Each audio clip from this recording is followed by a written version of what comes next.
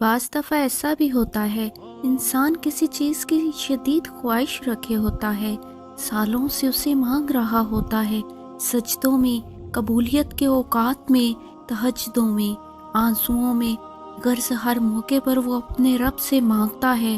شاید وہ رب سے جڑتا ہی اسی خواہش کی تکمیل کی خاطر ہے، مگر پھر ایسا ہوتا ہے اللہ اس کی آنکھوں کے سامنے اس کی اس خواہش کو کسی اور کے حق میں پورا کر دیتے ہیں۔ تب یہ انسان ٹوٹ کر گرتا ہے اس رب کے آگے، کرچی کرچی وجود لیے شکوے کرتا ہے رب سے کہ کیوں کیا تو نے ایسا۔ ناراض ہوتا ہے اپنے خالق سے کہ میں نے تو اتنا مانگا تھا تجھ سے، تو نے کسی اور کو دے دیا۔ مگر پھر کہیں سے اندر سے، بہت اندر سے، اس کی سسکتی روح سے اسے آواز آتی ہے، جس کے پیچھے تو بھاگ رہا تھا وہ تو تھا ہی سیراب۔ کیا تو اتنا خود غرض ہے کہ اپنے پیدا کرنے والے کے پاس صرف اسی خواہش کی تکمیل کی تمنا لیے جاتا تھا؟ تیرے سجدے جس کے لیے ہونے چاہیے تھے، اس میں بھی اپنی خواہش کو بت بنائے پوچھ رہا تھا۔ پھر ایسا ہی تو ہونا تھا، مگر اچھا ہوا تجھے سمجھ آئی کہ حقیقت کیا ہے، کس سے جڑنا ہے، کس کی خواہش رکھنی ہے، سجدے کس کے لیے خالص کرنے ہیں، آنسو کس کے لیے بہانے ہیں۔ اگر وہ رب تیری اس خواہش کو پورا کر دیتا تو جو سجدوں میں تڑپ کر مانگتا تھا نا، وہ سجدے بھی چھوٹ جاتے، تو اللہ کو بھول جاتا۔ تیرا رب ایسا نہیں چاہتا تھا کہ تو اسے بھولے، اس لیے اس نے تیرا دل توڑا تاکہ تو مزید اس رب سے جڑ جائے اور وہ اس دل کو اپنی محبت کی تڑپ سے بھر دے۔ ہاں، بعض اوقات ایسا بھی ہوتا ہے، کچھ خواہشات کا پورا نہ ہونا ہی ہمارے حق میں بہتر ہوتا ہے۔ وقتی طور پر دل کا ٹوٹنا ہی تو اس رب سے جوڑتا ہے۔ لوگوں کو کہتے سنا ہے کہ ہمارا پریشان ہو جانا اس لیے ہوتا ہے کہ ہمارا ایمان کمزور ہے، ہم اداس اس لیے ہوتے ہیں کیونکہ ہمارا اللہ پر توکل نہیں ہے۔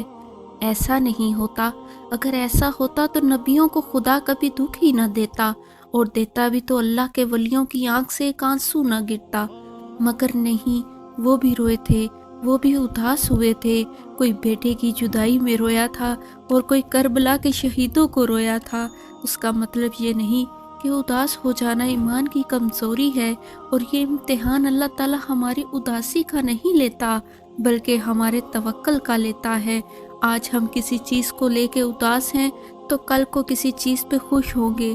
ہم انسان کا مزاج تبدیل ہوتا رہتا ہے، لیکن توکل، ایمان اور بھروسہ تبدیل نہیں ہوتا اگر مضبوط ہو تو۔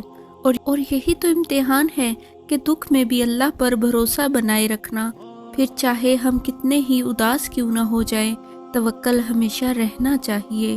آزمائش تب شروع ہوتی ہے جب کوئی چیز جان سے زیادہ پیاری ہو جاتی ہے، جب اس چیز سے خود سے بھی زیادہ محبت ہو جاتی ہے۔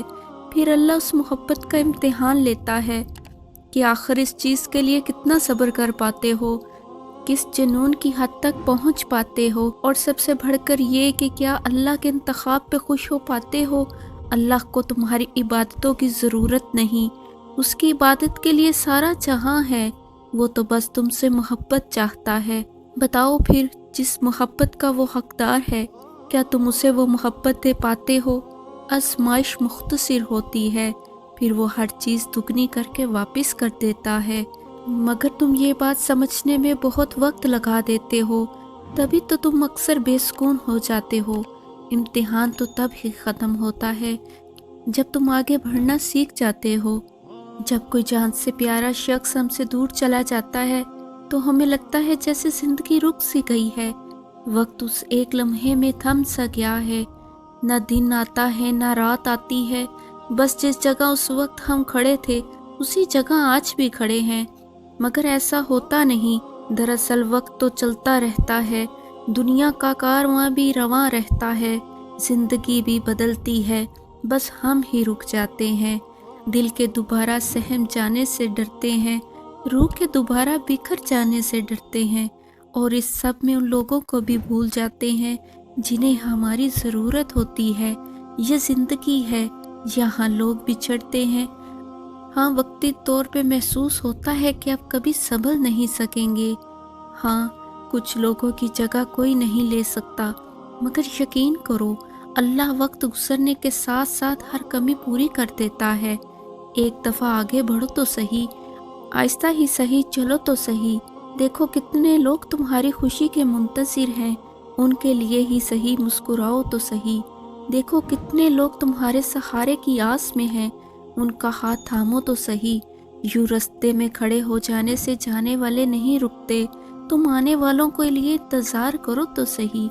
بس ایک دفعہ تم اللہ پر یقین رکھ کر تو دیکھو تو صحیح۔ آنسو بہت خاص ہوتے ہیں، ہم اکثر مسکرا تو کسی بھی بات پر دیتے ہیں، مگر آنسو بڑے سنبھال کر رکھتے ہیں۔ اکثر لوگوں کے سامنے انہیں بہنے سے روک لیتے ہیں۔ ہر شخص کو ہم اپنے آنسو نہیں دکھاتے کیونکہ وہ اتنا خاص نہیں ہوتا، مگر یہ آنسو ہم اپنے رب کے سامنے نہ تو روکتے ہیں اور نہ روک سکتے ہیں۔ اس کی بارگاہ میں حاضر ہو کر اپنا سر اس کے آگے جھکا کر ہم جو آنسو بہاتے ہیں وہ کسی اور کے آگے بہہ ہی نہیں سکتے۔ ہمارے آنسو انسانوں کے لیے بے زبان ہوتے ہیں، مگر ہمارے پروردگار کے آگے یہی آنسو ساری داستان بیان کر دیتے ہیں، کیونکہ جیسے یہ آنسو خاص ہے نا، اس کی محبت بھی اتنی ہی خاص ہے۔